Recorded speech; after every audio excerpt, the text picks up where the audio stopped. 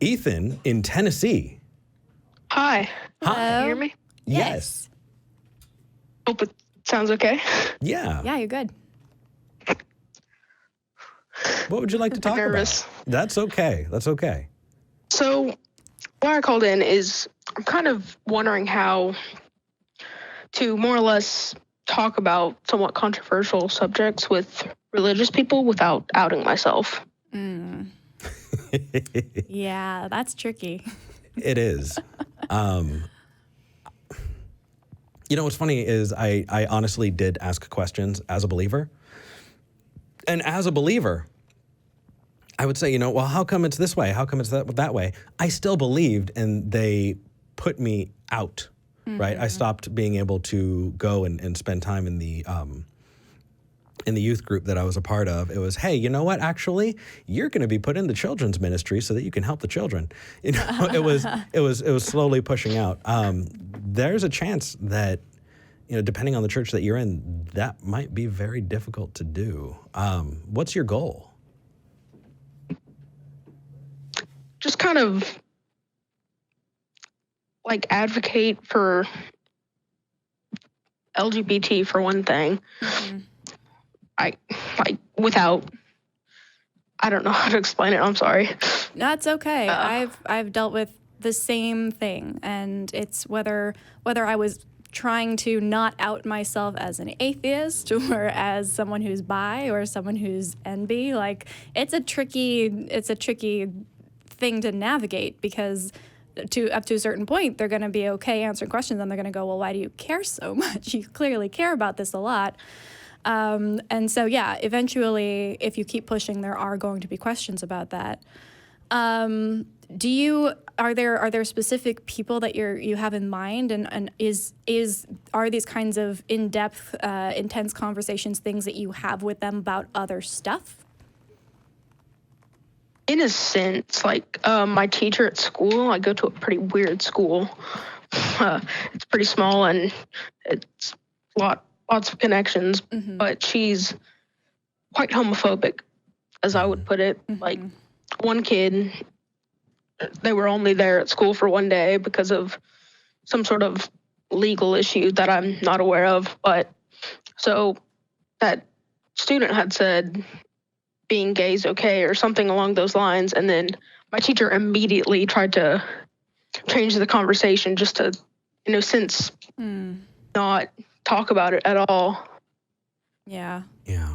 So, unfortunately, here's the hard advice.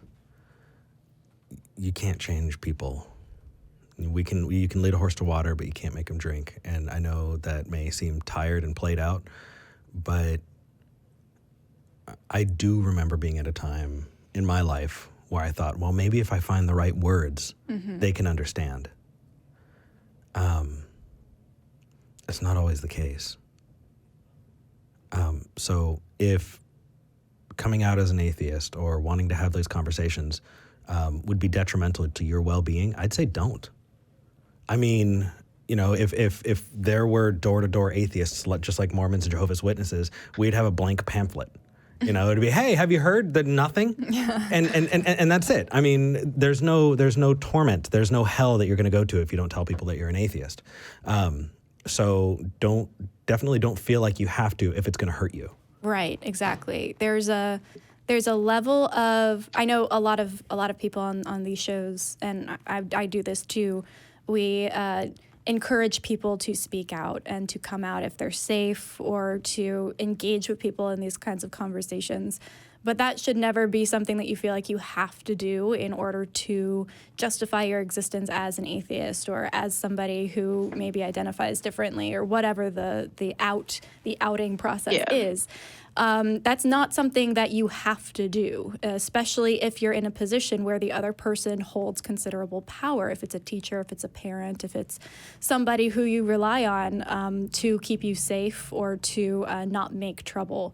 My thought, and this is something that maybe would be a step in a more easy direction, would be find the kid, not this one because they had to leave, but find the kids who might be hurting from what this teacher is saying and talk to them. You don't need to necessarily speak truth to power in the classroom if that's not something that you're comfortable with. But if you want building a community of people who are hurt by what this teacher is saying, and just making sure that they know you're there for them might even be more powerful. And even then, don't feel like you're obligated to. Right. If you want to make that difference, I think V's got it spot on. But don't think that you are under an obligation to.